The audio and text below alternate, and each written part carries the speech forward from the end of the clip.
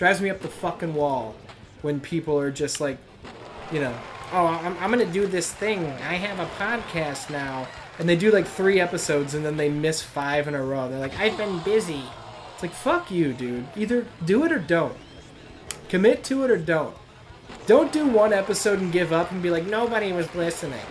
Who gives a shit if anybody's listening or watching? Do it because you want to do it. Really? All right. Really? All right. Really? All right, all right, all right. Really? All right, man. Living.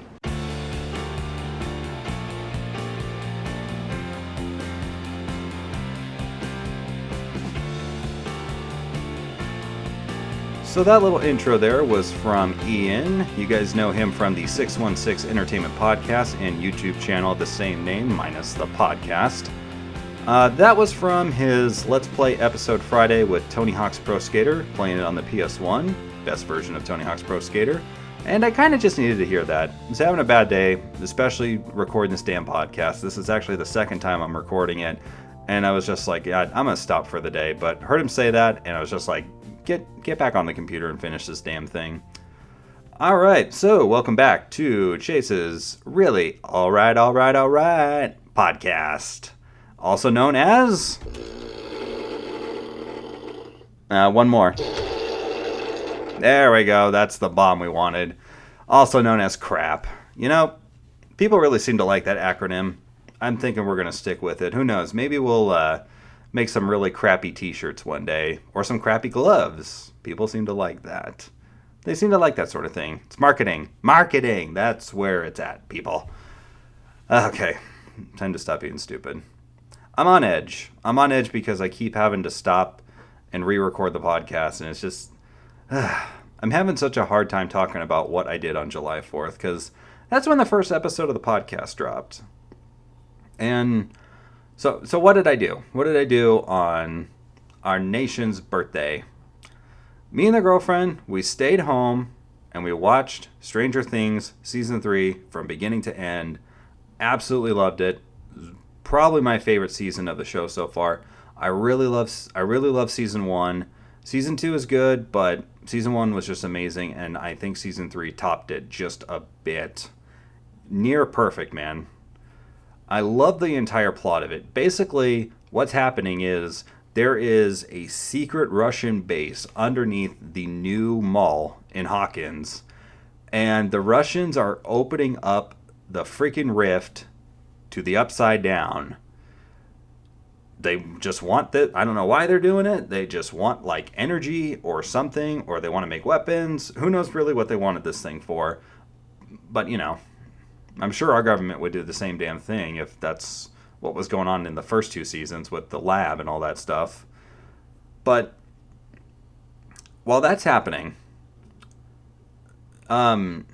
Joyce's like magnets at her home and at her work are falling off the fridge. So she gets Hopper involved, and that's how they get into investigating the mall and the mayor, played by Carrie Elwes, who is absolutely amazing in this show. And Dustin comes home from camp and finds that the group is not really the group anymore. They're kind of sort of splintering off into their own little groups.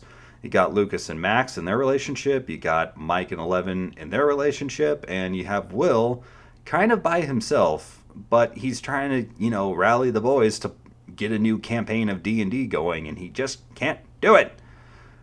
So, with the Russians opening up the rift, this allows basically the essence of what's left of the Mind Flayer in our physical world, because at the end of Season 2, the Mind Flayer leaves Will's body and just basically shoots up into the air, not to be seen. And there is a moment in that episode where Nancy looks outside and she sees like this black cloud just kind of evaporate. Well, what actually happened was the Mind Flayer just really went into hiding ever since the rift was closed by Eleven and Hopper. And when it gets opened again, he reforms and puts himself into like the body of a rat, and then eventually many more rats. And these freaking rats start to eat like all these chemicals, like fertilizer and cleaning products and all sorts of stuff, and they start to explode and turn into jelly. It's disgusting. And the Mind Flayer's doing this to, like, take all the jelly and put it together, and he starts forming, like, his body. It's gross. And Billy, Max's brother, the new bully from season 2, is doing his thing, and he sets up a date with Karen, Nancy's mom, and that's so freaking hilarious. Like, he actually convinces her to, like, cheat on her husband, and she eventually backs out of it, but we don't know that till the next episode. So she's on her way to the date, he's on his way to the motel as well, and he's, like, going over his speech on what he's going to tell her and stuff like that. And I think, like, a deer or something jumps out in front of his car, and he wrecks his car right next to the steelworks place, which is where the Mind Flayer is, like, putting himself back together. And so he grabs Billy and possesses him, and slowly Billy starts to, like, just look like a freak of nature with all these, like, black veins and shit. And he starts kidnapping people and bringing them to the Mind Flayer, and they start doing his bidding. They all start getting possessed, and he has, like, this zombie horde of people that when they're, like, killed, they turn into jelly and they become a part of the Mind Flayer. So basically, it's just like the whole episode, the whole season is the group splinters off into their own little mysteries. So you got Joyce and Hopper, who are investigating the Russian angle.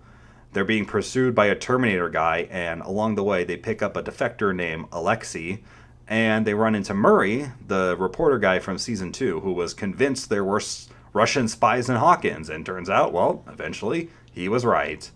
You got Jonathan and Nancy, who are working for the Hawkins Post. It's a little newspaper, and freaking Jake Busey works there.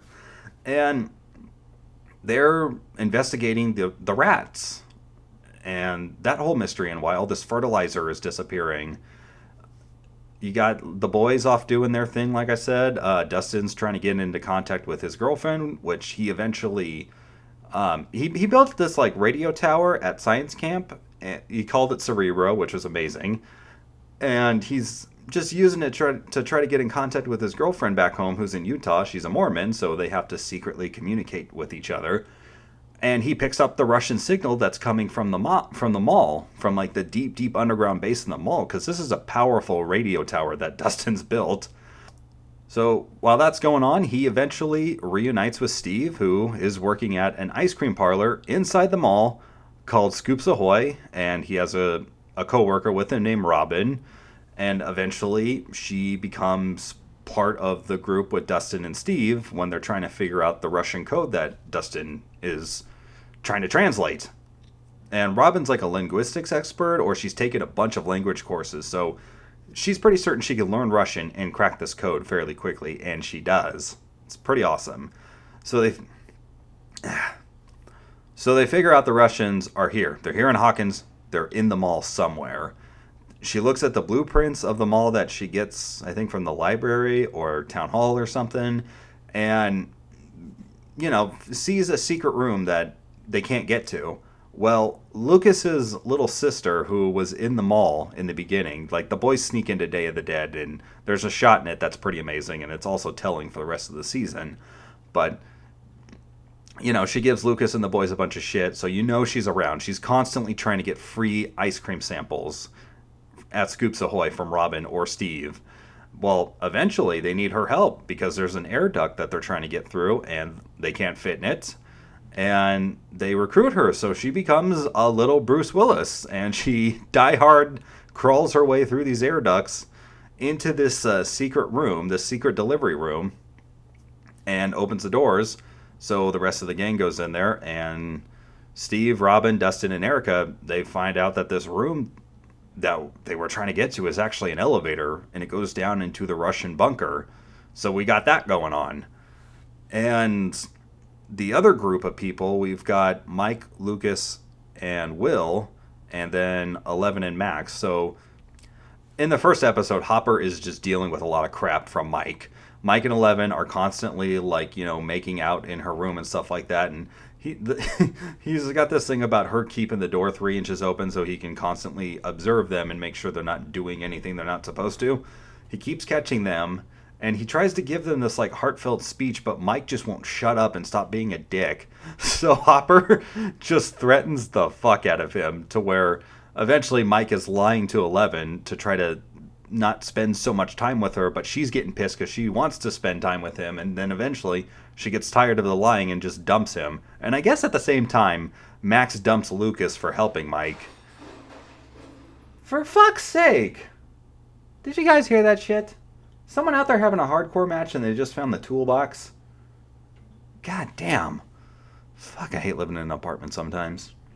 So, you got Mike and Lucas trying to figure out a way to get back together with the girls, and Will is there just wanting to play D&D with his friends, but they're constantly undermining him and making fun of his campaign and stuff, so he bails and he's pissed. He goes back to Castle Byers and destroys the place, which is where he feels the tingle from the Mind Flayer. He knows the Mind Flayer's back. Mike and Lucas go to apologize, and eventually they just put it behind them, and they reunite with the girls. They're not all back together again, but they're just like, hey, let's work together to figure out what's going on.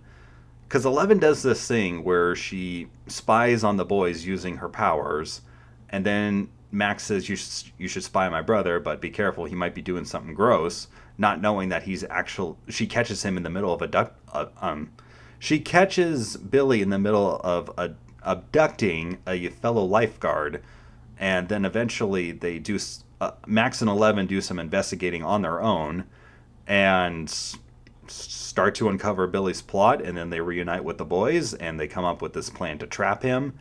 So eventually it all leads to a gigantic showdown in the Hawkins Mall, and it's incredible. I'm not going to spoil anything else, but god damn it, this season was just amazing. If they leave it here, I'm going to be so sad, but honestly, I'll be fulfilled and I'll be happy because it's perfect. God, such a good show. I do hope it continues, but Netflix kind of sucks for shows for me right now. All of the Marvel shows, even Iron Fist, I like them. They're all canceled, they're all gone, and now they're auctioning off the costumes and shit. God, what a slap in the face. Such bullshit. But I guess more of that's Disney's fault, because they want their own streaming service. It's my little Jim Sterling impression for you. And they just canceled Santa Clarita Diet, which starred Drew Barrymore and Timothy Opheliant. I don't know how to pronounce his last name, but I love him. He's an amazing actor. And God, I really got into that show. And that's canceled now. They have so much... They have so many stupid shows. They have so much crap that they keep renewing, like 13 Reasons Why. And you can't keep this one going? Bullshit. Alright. Figure-wise, I found... Oh, this is cool. I was at Target. I was returning... this, like... This thing I bought for my Switch where it's like a grip, and it comes with a case. So basically, your Switch, it'll give you kind of like the PlayStation, Xbox-style grip things that, come off of the controllers. The Nintendo one sucks. It feels really cheaply made, and it's like really rickety. So, and the little pads that you put on the Joy-Cons in order to like, make it easier for your thumbs to track the movement and stuff like that, they kept falling off. So I returned that and went looking around the store, found a clearance section, and in a completely other part of the store, away from the action figures, I found the Marvel Legends X-Men Jubilee just by herself with a clearance sticker on it for like $13. So $13 marked down from $20. Jubilee is one of my favorite X-Men characters of all time. Had to get it. Even though I'm taking a break from collecting, I had to get it. So there was that. That was pretty cool. Saints Row the Third just came out on the Switch a little while ago, and it was on sale for like $27.99. And not that long ago, I actually bought the actual game at Walmart for like $35 or something. So, and I thankfully I didn't open it. I have a rule. If I buy a brand new game, I'm not opening it until I actually want to play it. Because with Walmart, you have a 90-day return policy for unopened products. It used to be 2 weeks, but then they upped it to 90. So save your receipt, don't open the game, I took it back, got my money back, got the digital version, which I'm way happier with because I don't need to switch out the card now. So hooray for me. Oh my goodness. So that's really it for the action figure front, other than still waiting for the Slim Jim Macho Man from Entertainment Earth to show up. I still haven't gotten a shipping confirmation or anything. I had an email show up saying that, well, we're going to send you an email once it's shipped. It's like, well, thanks, guys. So movie recommendations. I've got quite a few for this week. Starting off, I'm going to say this. Next episode, episode 3, we are going to have a special guest, and that is going to be none other than Captain McKay Random. You know him, you love him. Awesome guy. Awesome YouTube animator. Check out his channel, YouTube/Captain McKay Random. And follow his Instagram and Twitter. It's just Captain McKay on all those too. And we're going to be talking about movies. We're going to be talking about Spider-Man Far From Home and Godzilla King of the Monsters. Still working on that Street Fighter review that we did last year. It's still taking a long time, but it'll get done. So I'm really, really excited about that. So I'm gonna hold off on talking about Spider-Man and Godzilla this week and just talk about some of the other movies.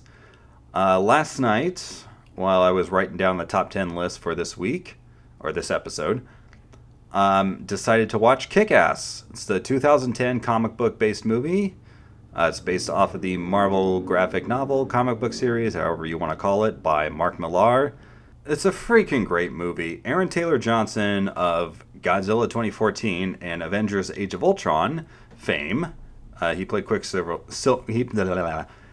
He played Quicksilver in that movie, as did Evan Peters. He played Quicksilver in the Fox X-Men movies. Kind of hilarious when you think about it. But yeah, he's so freaking good as Kick-Ass. Just a likable dude and comes off like a total dweeb, as he should. Chloe Grace Moretz plays Hit Girl, and her dad, played by Nicolas Cage, is Big Daddy. Movie also has Christopher Means Place, or Please. I don't know the best way to say his last name. He plays Chris D'Amico, and Mark Strong. He plays Frank D'Amico. They're the villains of the movie. Obviously, Christopher is McLovin, if anybody remembers Superbad. It's another good movie. And lastly, you have Clark Duke and Evan Peters as Dave's friends. And I'm trying to remember how to pronounce her name. Lindsay Fonseca as Katie. She's in one of my favorite shows, Nikita, which was like the CW retelling of La Femme Nikita, a freaking great movie by Luc Besson. God, check that movie out if you haven't. There's a remake, I think, called like Point of No Return with, is it Bridget Fonda? Yeah. I never saw that one, but the original is amazing, and so is the reboot. It's got Maggie Q and I think Devon Sawa and... Oh, what's that guy's name? God, I can't think of it, but he's in A Walk to Remember. Maybe that's not Devon Sawa. Devon Sawa's the blonde guy. I can't think of his name. But yeah, she's in the show. She's like Nikita's apprentice that helps her break back into like the company or the agency or whatever it was called. It's been a while since I've seen the show, but I'm going to have to rewatch it. But she's great in it. And yeah, I freaking love this movie. If you need a basic plot summary, is that this movie was made in 2010, and it's kind of like our real world has comics, X-Men, Batman, Spider-Man, all that stuff.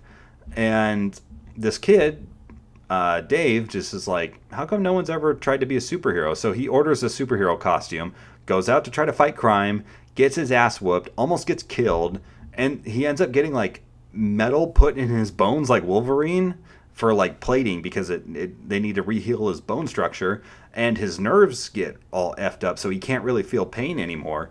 So then he goes out, tries to be a superhero again, and he runs across some legit heroes, Big Daddy and Hit Girl, who were taking on the mob, and the head mob boss, Frank D'Amico. Freaking amazing. One of the things I really loved about this movie was that the violence is like so over the top, and they just go for it. It's a hard R. A lot of language, not a whole lot of nudity, which is probably for the best, because the way they do certain things in here, it's hilarious. Because Dave's a young kid, he like masturbates several times in the movie, like he fantasizes about his school teacher, and there was a scene where he is in some dude's apartment and like this like prostitute's like rubbing her boobs together, and he's just like, oh, that's hilarious. But yeah, the violence is over the top, a lot of gore, and a lot of foul language, especially by Chloe Grace Moretz. If you've ever wanted to see an 11-year-old girl call people cunts and douchebags, yeah, this is the movie for you. The color in this movie is so great. Everything is like very eye-popping, because Kick-Ass wears like a ugly green and yellow wetsuit with a mask and like these bright yellow dishwashing gloves. And yeah, the color saturation just really makes everything pop. Like Hit Girl is all purple. Christopher Mintz plays Red Mist. Chris, Frank's son, he comes up with this plot to trap Kick-Ass by pretending to be another superhero called the Red Mist. And yeah, his costume it's so dorky looking and edgelordish, but it totally works for his character. Because like they're both nerds on opposite sides of the spectrum. You know, Dave's kind of a poor working class family and he gets picked on a lot at school, and Chris is a mobster son who kind of wants friends, but at the same time he wants to be a bad guy like his dad. So it is kind of cool seeing him and Kick-Ass try to like work together for a little bit, even though he's setting up Kick-Ass. You could tell he likes him. He likes Kick-Ass. He likes this guy. He doesn't really want to see him get killed, but, you know, wants to impress his daddy. Yeah, all the fight scenes are great. There's a really badass action scene where Big Daddy murders a bunch of people in a warehouse. And then, of course, Hit Girl has this amazing scene where she's just butchering people in a penthouse. So I'm not going to spoil anything else, but definitely watch Kick-Ass if you haven't seen it. I would say to avoid the sequel, Kick-Ass 2, came out like 3 years later. I don't like what they did with that movie. So Jim Carrey's pretty cool in it. He plays his character name I think is Commander Stars and Stripes, and he has like a German Shepherd with him. But the older Hit Girl storyline doesn't really gel with me, and what they did with Kick-Ass I didn't really like that much, especially when they broke up him and his girlfriend. It was really dumb. They recasted Marcus, who's a character from the first movie, and it just didn't make sense why they had to do that. So yeah, and I liked Christopher's new villain name. He's called the Motherfucker, and he wears like his mom's clothes. But I wanted to see him use his dad's samurai sword, which I don't think he does. But where Kick-Ass ends up in the sequel is actually really cool. I'm not going to spoil anything, but it is a really cool way they ended the movie. But still, I would even that though. Okay, well, I can't tell people not to watch the movie and then say there's good things about it. I'm going to press the fart button on myself.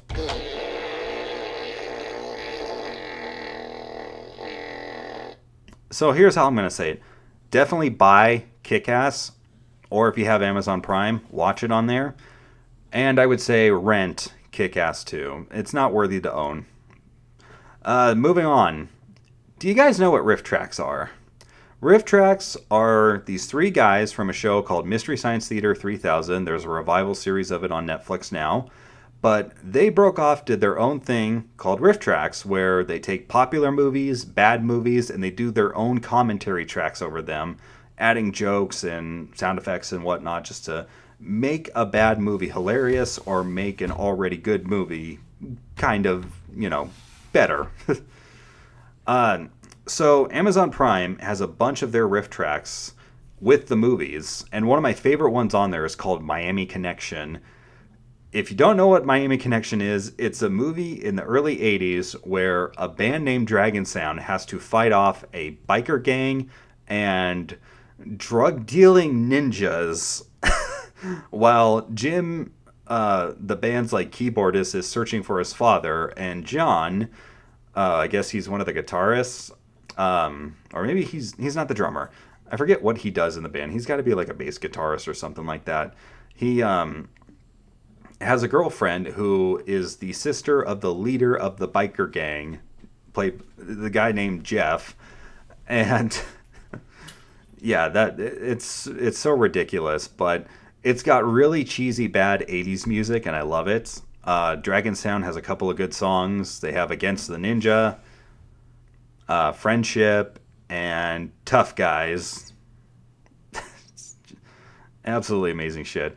And it's very violent. It is insanely violent for how it's weird. Like it comes off as like Saved by the Bell meets Ninjas, or Saved by the Bell meets The Karate Kid, also meets The French Connection. I don't know the best way to describe it, but it's a hilarious movie, and I definitely recommend you watch it, especially with the riff tracks. Another movie I would recommend with the riff tracks, it just came on Amazon Prime, is Abraxas, Guardian of the Universe. Stars Jesse Ventura. Yep, that Jesse Ventura as Abraxas, who's like a space cop who's like tens of thousands of years old, who comes to Earth to save a woman and her child from another space cop gone rogue named Sidonis. Sidonis like came to the planet, impregnated the woman because the boy is somehow supposed to give him the anti-life equation, whatever the hell that is. And Abraxas has to stop him. It's awful, but the riff track makes it hilarious. Hey, lots of good wrestling came out this week. I mean, Evolve had a good show with a bunch of NXT guys showing up. Ring of Honor put on a good show from what I heard. I don't really follow Ring of Honor that much. New Japan's got the G1 Climax going on. And AEW just put on Fight for the Fallen, which had the Rhodes brothers, Dustin and Cody versus the Young Bucks. I heard that was a great show. I'm going to have to check it out a little bit later. And tonight is Extreme Rules, which I'm on the fence about watching. I haven't watched a wrestling pay-per-view since WrestleMania. So, or I guess I should say a WWE pay-per-view since WrestleMania. And we'll see if that trend will continue. All right. Top 10 list time. So this top 10 list was actually going to be another top 10 most wanted action figures, but I kind of didn't want to do that. I'm going to do this list because it's awesome. It's a good list. But I wanted you guys to have some variety with these top 10 lists, especially for episode 2. So while me and the girlfriend were playing VR last night, she just got this game called Astrobot Rescue Mission. It's a lot of fun. I was looking over at my Xbox 360 games and thought, holy shit, there you go. Top 10 Xbox 360 games. So we got to start off with some honorable mentions. The first one being Scott Pilgrim vs. the World. Sadly, it's no longer available to purchase. It was available through the Xbox Live Marketplace and the PlayStation Store. Just an amazingly fun beat 'em up. I love the sprite animation. I love the world of Scott Pilgrim. And the music is absolutely incredible. The gameplay was super fun. Got to play it with a bunch of friends, and I just loved it. Tomb Raider, solid reboot. Always dug Lara Croft. This one was more of an Uncharted, grounded in reality, serious take on Lara. Not so much over the top, but it was pretty good. Awesome reboot. WWE 13, one of my favorite wrestling games, especially of that generation. I love the emphasis on CM Punk and Stone Cold Steve Austin. The Attitude Era stuff was a lot of fun. I thought the gameplay was great. And the new OMG moments were just freaking awesome. The Attitude Era showcase, couldn't beat it. Absolutely amazing. Really, really dug the create a character system in it too. I made a couple of YouTube videos on it that got pretty damn popular. So I'm always going to have a soft place in my heart for that game. South Park, The Stick of Truth, got me into turn-based RPGs. I'm not going to lie. I've never liked turn-based RPGs, but South Park, The Stick of Truth did it. It is the perfect recreation of a season of South Park. Absolutely love it. Borderlands 1 and 2, another great series. For some reason, I never got too far into Borderlands, but I love the world and I love the guns. Borderlands 2, though, was absolutely amazing. I played it twice now, and I'm going to play more of it before the third one comes out. I bought the collector's edition of it. I got the big dumb loot chest one. God, such a good freaking game. Love the humor in it. Love the gun style. Could have used a little bit more vehicle variation, but I'm hoping that's something they fix with Borderlands 3. I'm sure there's plenty more games I'm missing out. I'm leaving out like Street Fighter 4. It's great seeing that game come back. I thought the graphics in it were really, really pretty. So the Grand Theft Auto games I'm leaving off of the list as well. I liked 4 a lot. I really liked 5, but I just think there's 2 other games, 2 other open world games, especially one by Rockstar, that just trumped it. Now, getting into my top 10 list, I released the list on Instagram, but it's gonna be tweaked. So my last honorable mention is one that's coming off of the list, and that is Guitar Hero 3. I freaking love Guitar Hero 3. 1 and 2 were absolutely amazing. I discovered 1 in PlayStation Monthly magazine called PSM at the time. They were 100% independent from the official PlayStation magazine, and they were a lot better. And they gave this game called Guitar Hero a 9.5 out of 10, near perfect. Came with a guitar controller, it looked amazing, never heard of it. There were no press releases for it or anything. So I bought it and fell in love with it. The second game was even better. Got the third one on the 360, and this was like, I think, a month before Rock Band came out. I absolutely loved the black wireless controller that it came with. I feel like that is the best Guitar Hero controller. In fact, I think that's the best guitar controller, period. Better than the Rock Band ones, even. So, yeah, Guitar Hero 3, amazing. Love the song list, too. Alright, now it is time for the top 10 Xbox 360 games from crap. I gotta figure out a better way to do that. Starting off at number 10, Mortal Kombat 9. This is the reboot of Mortal Kombat that basically takes it all the way back to the beginning. You see the end from Armageddon where all the characters have been killed. Raiden is squaring off with Shao Kahn. Raiden's about to be killed, but he sends a message back in time to his past self to the very beginning of the first Mortal Kombat game. So you're playing like this rebooted combination of Mortal Kombat 1, 2, and 3. And it's so freaking cool to see all these characters together and their redesigns and seeing this retelling and redone version of the story.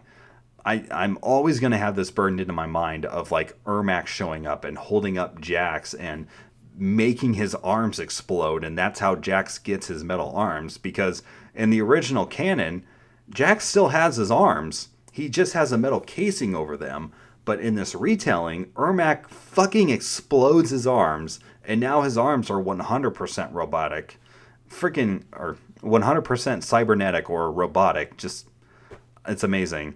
The gameplay, it's fast, it's violent. I love the new meter system that's in there.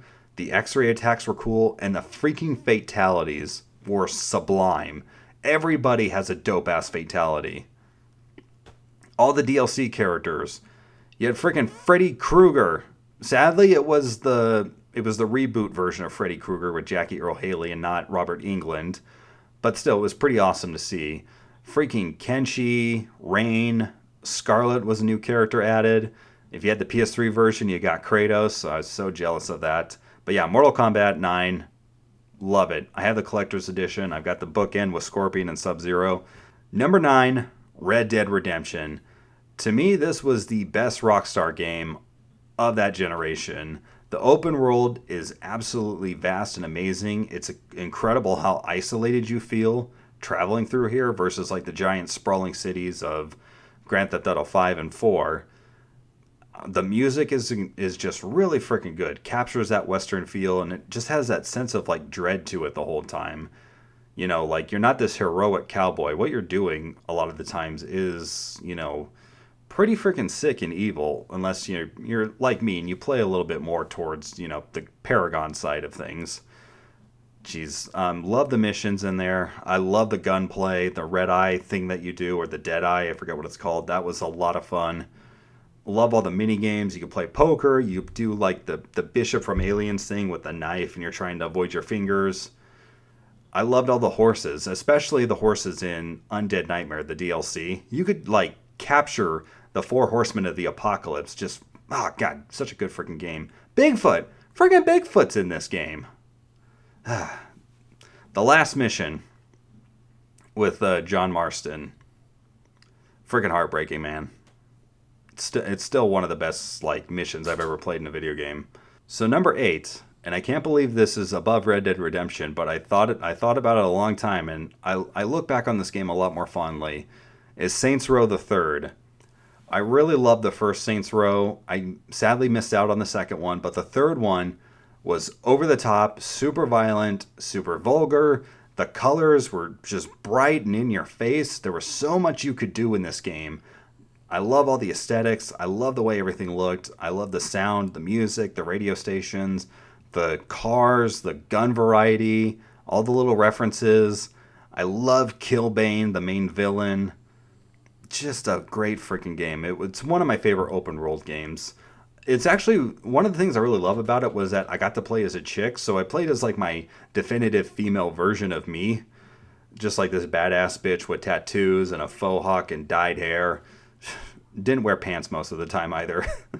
And one of my favorite missions was I had her and she was like rappelling off of a building and you had a sniper rifle and you're like sniping dudes in like getaway cars and stuff like that. God, it's so freaking cool. And I remember doing a mission where you start off on the ground chasing after gang members or something, and then by the end of it, you're in like this experimental military jet flying through the city, and you can park that on like your penthouse's like helicarrier, or not helicarrier. That's Avengers.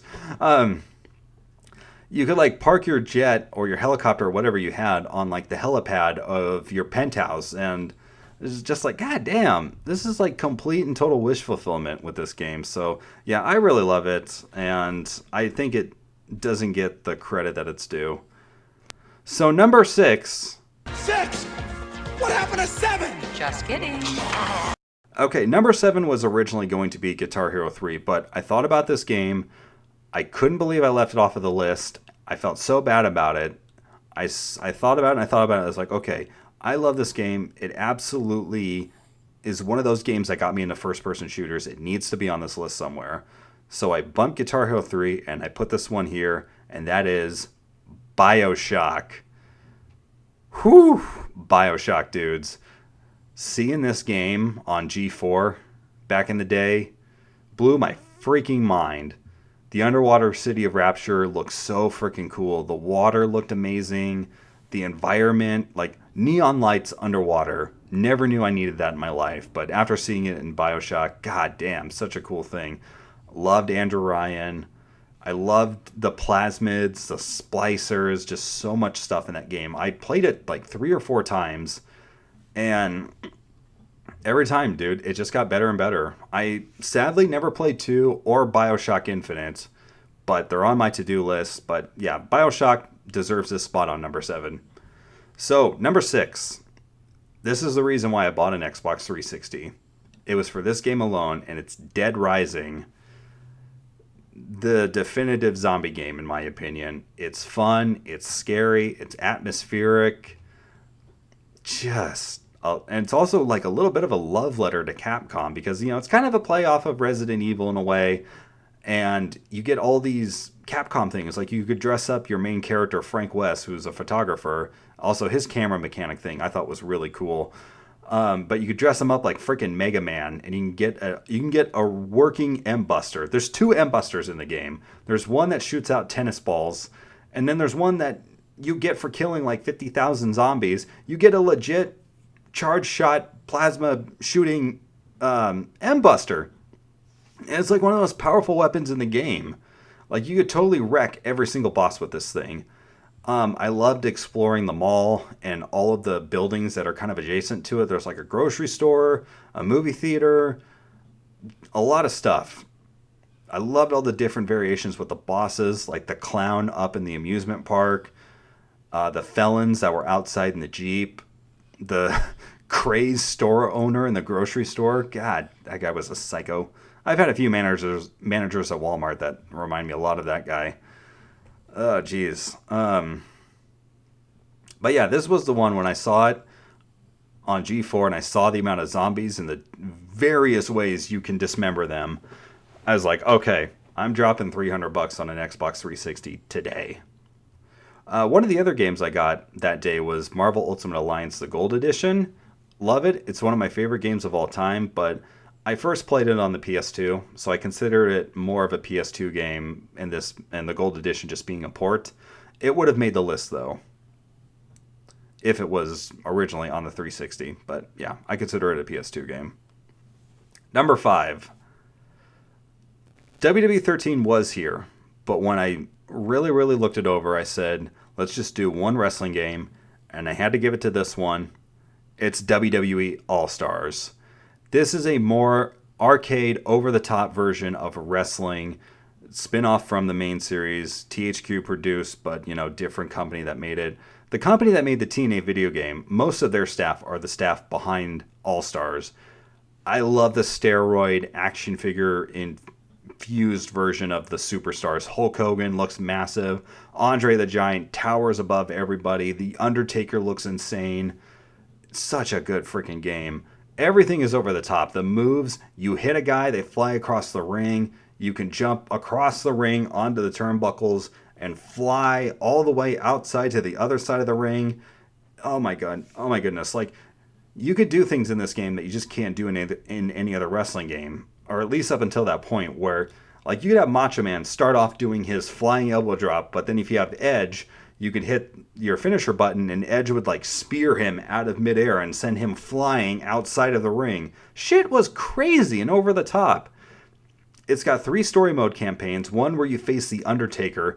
Him and Paul Bearer are doing their vignettes in the funeral parlor or in like some fucking haunted castle, and Taker comes out of a coffin, and it's the purple glove dead man Undertaker. It's my favorite version of Undertaker.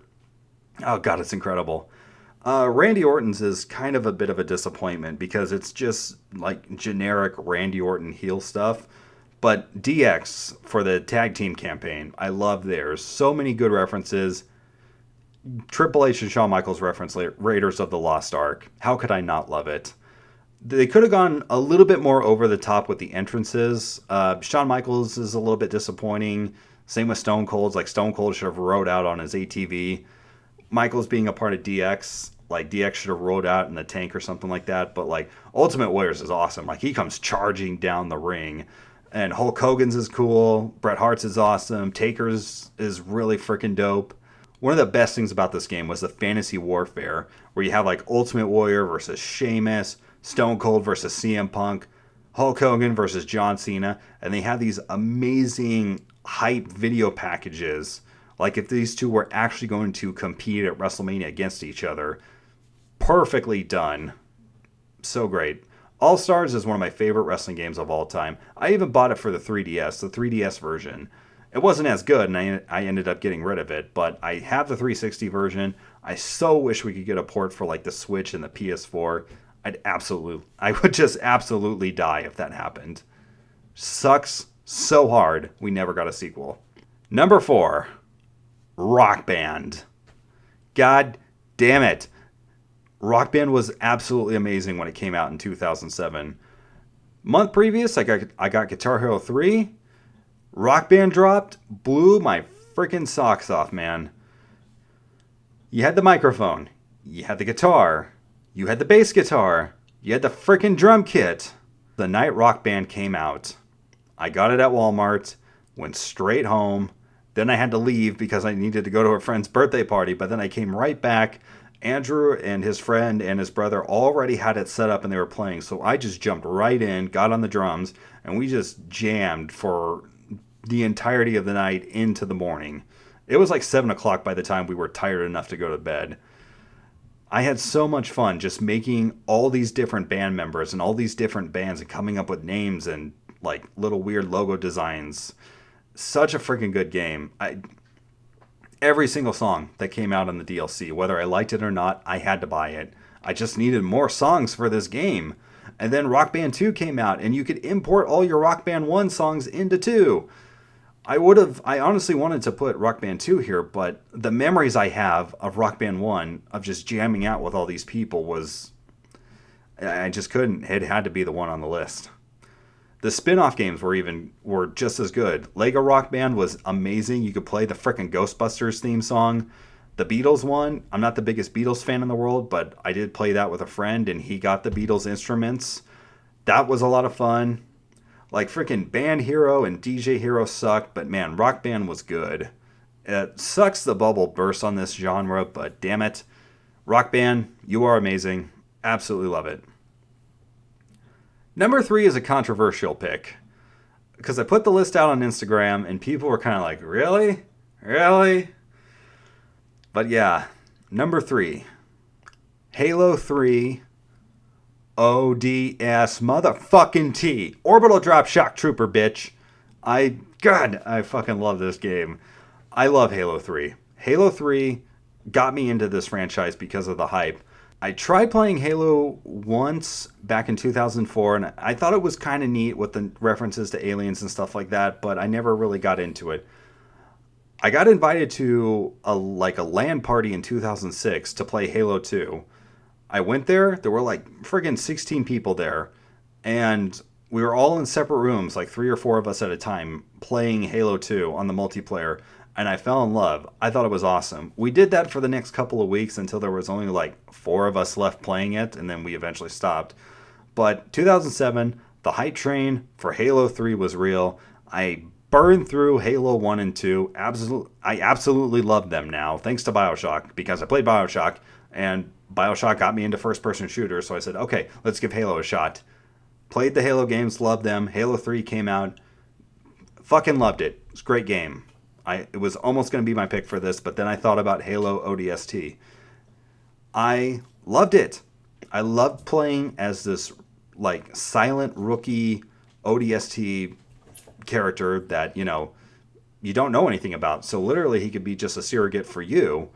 And I love how underpowered he is versus Master Chief. Like, he can't dual wield guns because he can't physically hold them both. He can't do super long jumps, and I don't even think he had shields, really. This went back to the old style of finding health packs and stuff like that. But one of the mechanics I really loved about this game was the night vision. Because your character is so weak, you can play the game completely differently. You can stealth up to grunts and stuff like that and take them out versus just going straight in for a firefight as you would with Master Chief. And the music and the atmosphere, just sublime. Not to mention the voice cast. Half of the cast from freaking Firefly, including Nathan Fillion, are in this game.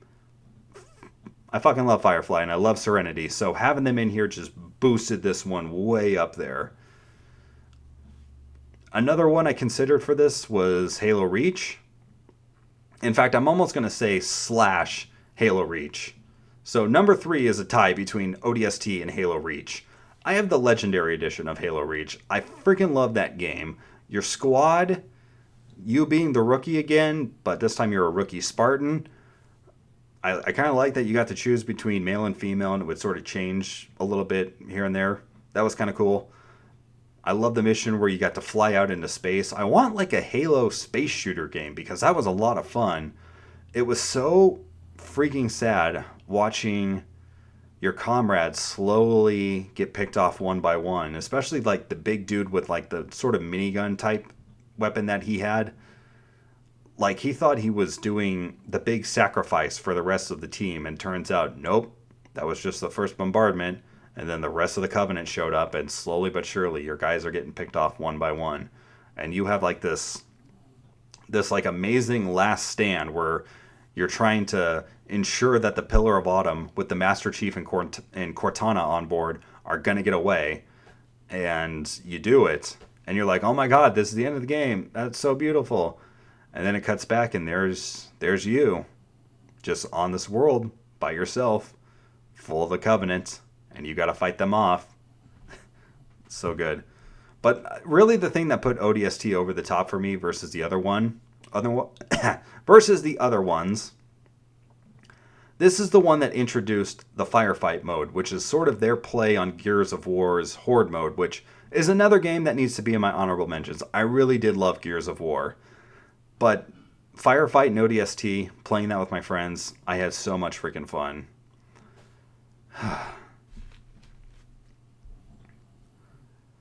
So number 1 and 2, I kind of flip flop back and forth because these are actually my 1 and 2 favorite games of all time. And like I said, they flip flop. You ask me Monday what the game is, I'm going to tell you it's number 1. If you ask me on Tuesday, I might say it's actually the second game. So what's number 2? Batman Arkham City. This is just a god tier superhero game. I loved Arkham Asylum. I completed it. I had every single achievement. Love it to death. Arkham City is just perfect, though. The story is amazing. Where the story goes, all the different directions, all the plot threads that it weaves, all the characters that show up, the reimagined versions of characters. Penguin being more of a Cockney accented British gangster, like something out of Snatch. I love that. Two-Face's body and the way his suit is like melted onto his flesh. Ra's al Ghul and everything they did with him and Talia. Mr. Freeze. This is the perfect version of Mr. Freeze. Not since the animated series has Mr. Freeze been done so well. Absolutely loved it. His boss fight is incredible. The Joker. Where they went with the Joker story. I couldn't believe it. I couldn't believe they had the balls to kill him off. Just absolutely awesome. The combat in this game is the best version of it has ever been. Arkham Asylum was really great, how it kind of trickled in the mechanics of combat. Arkham City, though, treats you as if you already know it. It adds little layers on top of it, and it's just perfect. Everything flows perfectly. Arkham Knight sadly stumbled with it, though, because they had to map a button for the Batmobile, and it just kind of breaks the flow of it. Like, it breaks the button layout. The button layout's just perfect in Arkham City. The different Batman costumes you could have the freaking Sinestro Corps suit, the Dark Knight Returns, the animated Batman, and there's a matching one for Catwoman, and I think there's one for Robin as well, or Nightwing. Oh my god. And the freaking Batman Beyond suit. I loved it. I played an entire playthrough just in that suit. Yeah, just the amount of side quests, every little detail to make you feel like this is a section of Gotham City that has been closed off and turned into a prison. All the different cameos by guys like Hush and Deadshot. Just, perfecto. It would have been cool to get like a DLC campaign where you got to fight against Killer Croc, but that's okay. Croc's just one of my favorite Batman villains, and he was so freaking cool in Arkham Asylum. I love the Catwoman campaign too. A lot of people said, oh, it breaks up the gameplay and I didn't like it. No, I thought it was dope. I loved her gameplay style. Whew. So it makes you think, if I consider Batman Arkham City to be perfect, what would be above that? Number 1, this game got me to play its first game after I already tried 2 previous times to play it, but I just couldn't get into it. The hype that I had for this second game made me sit through the first game and finish it. Mass Effect 2, to me, is the top Xbox 360 game. Just wow. It takes everything that I eventually grew to love about the first Mass Effect. The story, the dialogue options, the gameplay, the exploration, and just perfected it. You could argue that it streamlined the exploration because they got rid of the Mako and the huge planets that really didn't have a whole lot to them in favor of more mission-based planet options. You want to go to this planet, you're going to do a mission here. You want to go to this planet, you do a mission there. The DLC for it did add the Hammerhead, which allowed you to explore more open worlds, and I really dug that. But with the main campaign, the story is amazing. Freaking, the main character gets killed off in the first 5 minutes. The ship gets destroyed. Everybody is astray. Your character is brought back to life, and all of your previous choices from the first games perfectly carry over into this one. Did you kill this person? Well, they're dead in this game. Did you save this person? Well, they're in this game. Did you choose this allegiance? Well, they're going to help you in this game. The atmosphere in this game is absolutely amazing. Going to Omega and just being hit with these red lights, then going to the Citadel, being hit with the blue and purple hues of just the ambient lighting and everything like that. The different variations of the planets, just, oh, it's so good. Finding the wrecked remains of the Normandy on a freaking moon somewhere and planting a memorial to your fallen comrades. I loved it. Just so emotional. The music is sublime. I listen to the Mass Effect 2 soundtrack more than I play the game, and I've played the game a shit ton, okay? Oh my god. The shooting and the gameplay of combat has just been amped up to 11. It's got a better cover system that definitely reminds me more of Gears of War, but you have way more weapon variations, whereas in the first game, you had assault rifles, shotguns, pistols, and sniper rifles, and each one had like 2 different variations of them.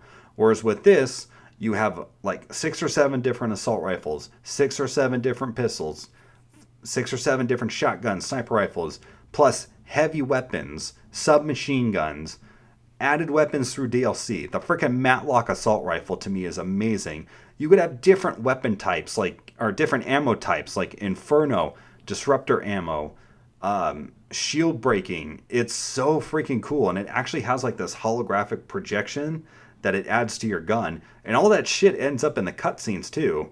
So you could be staring down a guy and have a pistol in their face, but if you equip your Inferno ammo right before the cutscene, you get like this red holographic barrel coming off of your gun, plus like a symbol with like a bullet with encased in flames. It's so fucking awesome, all the little details that went into this game, and just all the different variations in the dialogue tree. If a conversation's not going your way, or you see something going astray, you could hit the left and right trigger to activate a Paragon or Renegade action. Some guy's making fun of you for being a chick, you fucking headbutt them. Somebody's about to get killed and crushed, you save them. Like, you have active, like, real-time options as you're playing it, and the ramifications affect the rest of the story. All of the characters that you pick up along the way, Miranda and Jacob working for Cerberus, the company that brought you back. You're working for this guy called the Elusive Man, played by Martin Sheen. Just a fucking great performance. One of the best performances I've ever seen in anything. Video game, movie, TV show. The cast from the first crew are back. Garrus and Tally. Rex, if you kept him alive, he's now leading a clan. Ashley or Caden, whichever one you chose, they're off helping the Alliance military. Joker's back in the pilot seat. The Doctor's back. The romance options I felt were vastly improved. I think the stories that they weaved were way better. And I loved all the DLC campaigns. Lair of the Shadow Broker, I think, is perfect. I think it's the best DLC campaign of anything I've ever played. Whew. Yeah, Mass Effect 2, you are just a fucking great game. It really sucks what happened with the third one. Like, the third one is awesome in a lot of regards, but that ending, it still bothers me. Some other games I realized I sort of left out, and that's my fault, were the Call of Duty games. They were going to be in my honorable mentions list, and they were in the honorable mentions the first time I did this podcast. Modern Warfare 2, I loved it. That was my favorite of the Modern Warfare series. And Black Ops 2, or not Black Ops 2, Black Ops 1 was my favorite of kind of the more spin-off type games. I really dug World at War, and I was actually really good at the multiplayer. I love the frickin' Nazi zombie mode, but they carried that over into Black Ops. If you bought like a collector's edition, you got the maps from World at War with like the added bonus stuff that's in the newer games. So yeah, Black Ops, that's my favorite Call of Duty, and I really love the campaign. I thought was really cool. Sam Worthington and Gary Oldman, fucking Ice Cube's in it. Yeah, it's awesome. There's so many more games like Burnout Legends, Rayman Legends. Jeez, I'm just like looking at my stack of games and my girlfriend's stack of games. Kingdom of Amalur Reckoning. That's another fucking badass game that I need to finish. Oh my god. Just not enough time in the day. I need to get more time. Or I need to start doing cocaine. If I did cocaine, that would probably help. I could stay up all night, every day, playing video games. I'm pretty certain that's what YouTubers do. Alright. So we do have a Q&A segment. I reached out to the people on my lovely, lovely Instagram. I did show them my top 10 list, and we got some comments. Starting off with Pat IM, or is it Patam 107. Top 10 list for this person. Max Payne 3, really need to play that. I'm sad I missed out on it. Red Dead Redemption, Dead Rising, Left 4 Dead. It's a pretty good game. I preferred the PC version. The Orange Box, Far Cry 3. I sadly never played a Far Cry game. I am a schmuck for never doing this, but you damn well bet that I'm going to. I've always wanted to play Blood Dragon. It's on my to-do list. Batman, Arkham Asylum, Saints Row 2, South Park The Stick of Truth, and Rock Band 2. Trey Holly 2002 says Minecraft. A lot of people love Minecraft. Minecraft is fun. AmpFigs01 says ODST over Halo 3. And yeah, I had to argue my point there. I'm a weirdo who loves ODST. Nell Tyne says the Fable games were sweet and I love them. Also Fallout, because, I don't like Fallout. Excuse you. And I'm sorry, Rock Band over Guitar Hero for me. She thought I was choosing Guitar Hero over Rock Band, so once I explained the situation, we had a nice little banter back and forth. Lethal X Shot AZ underscore YouTube says SVR 2008 over All Stars. I can't agree with you there. I'm sorry. I did not care for SVR 2008 or 2009. I thought the series was really taking a dive at that point. LeBou says thinks Saints Row 2 was better. It's all good. Jackson Riley says thank you for the love for Arkham City. It's a godly game. You bet, dude. Ethan Herzig, All Stars is amazing. Wish we can get update game of the similar. Yeah. I'm surprised no one's ever done like a mod or something like that, like a fan-made sequel to All Stars. Tyler in 2002 personally hated All Stars. Who hurt you? Who hurt you and how can I get revenge? Valor Figs says Halo Reach for him. Yeah, Halo Reach is awesome. The Wrestling Guy, WWE All Stars was a gift. Yes, it was. It's your boy Raccoon. Halo ODST not so much, but the rest is a big win. Big thumbs up. WWE Figure Man 2003. Top 10 Xbox 360 games for him are Sonic Generations, Call of Duty Black Ops, Halo 3, WWE 2K14, WWE 13, WWE 12. I almost said 14 again. WWE All-Stars, Sonic Unleashed, Call of Duty Black Ops 2, and Sonic Genesis Collection. I'm sensing a theme here. Good choices. Hawk494 Edward, also Edward Underhill, has got two questions. Number one, will Captain McKay and I ever discuss Ready to Rumble on the podcast? Yes. Number two, top 10 favorite stipulation matches in WCW or WWE. I'm guessing pretty much any wrestling promotion. I am going to talk about that on a later episode of the podcast. Let's go into YouTube because I did post this on there as well. Henry Swagtastic says, wow, no BO2. I'm wondering if he's thinking of Borderlands 2, which, like I said, it's an honorable mention. I love the game, just didn't crack my top 10. Casey said, suggestion, ask us top 10 ideas and you pick one that I like for the podcast. I think that is a good idea. We will do that one day. Noah Parsons says, when do I think I'll be recording Chase Arcade again? I'm going to say sometime next year. And Grazi Guinea Pig Productions says, Chase, I love your videos. Hope you get back to normal, but I won't rush it. Just so you know, I am here waiting for your vids every day, week, month, year, with a bunch of exclamation marks and a smiley face. Thank you very, very much. You are getting a heart, sir. In fact, you're all getting hearts and thumbs up.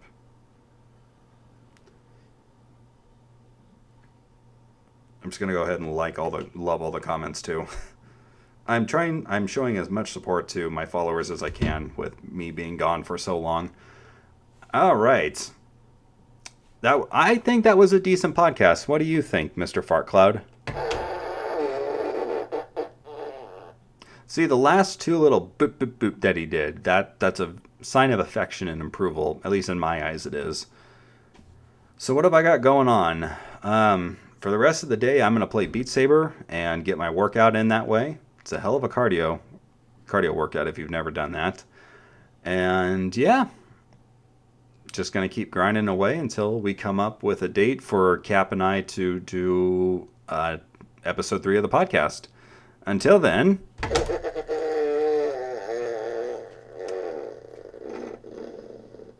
this has been another craptacular podcast. I am Chase, formerly that guy with the gloves. If you guys can think of a good nickname or moniker for me that involves gloves, but not that guy with the gloves, something different, let me know in the comments below. I might just use it. Alright guys, see you next time.